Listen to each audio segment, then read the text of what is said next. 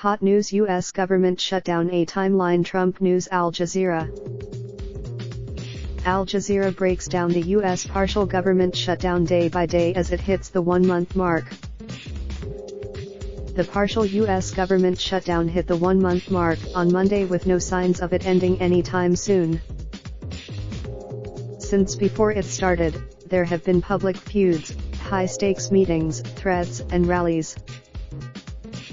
As shutdown continues into its 31st day, here's a look back at how it began and key points in the failed negotiations.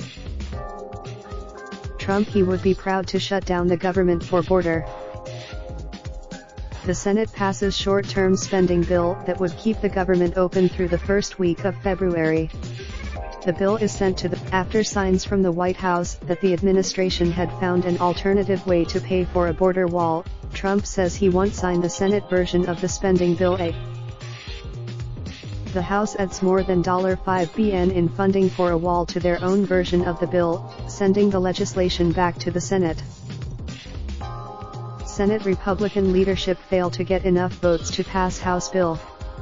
The shutdown begins. Democrats leave meeting with Trump, saying they are no closer to reaching a deal on the shutdown. The Smithsonian. Democrats pass a two-part spending package hours after taking control of the House. The package would Trump says he will not sign any bill without funding for a border wall.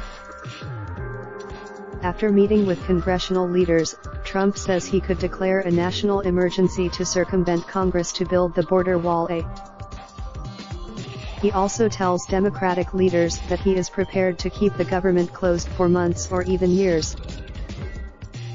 In his first national address from the White House's Oval Office, Trump makes his case for the border wall, saying there's an humanitarian. Democratic leaders Pelosi and Schumer respond in a televised speech, accusing Trump of appealing to fear. Trump with Democrats after they said they would not allocate money for the border wall if he agreed to end the shutdown. Trump calls the meeting a total waste of time.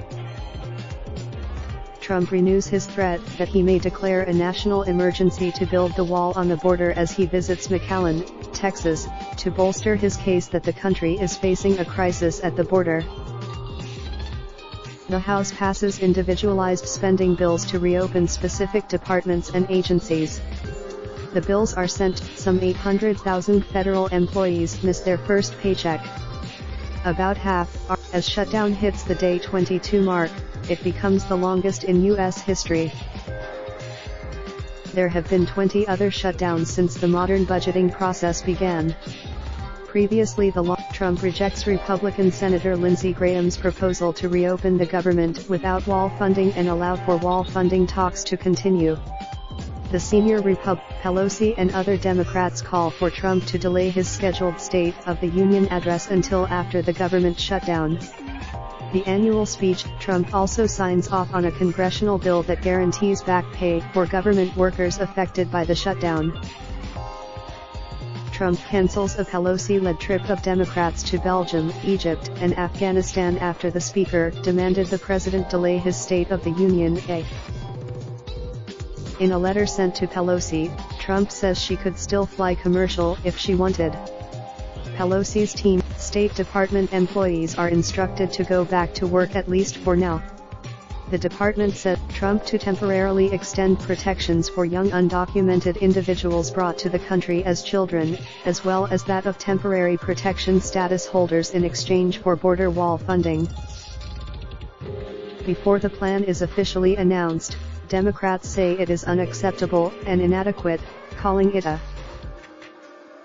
The U.S. Transportation Security Administration (TSA) says unscheduled absences among its staff, who are required to work without pay during the shutdown, rose to a record 10%. The agency says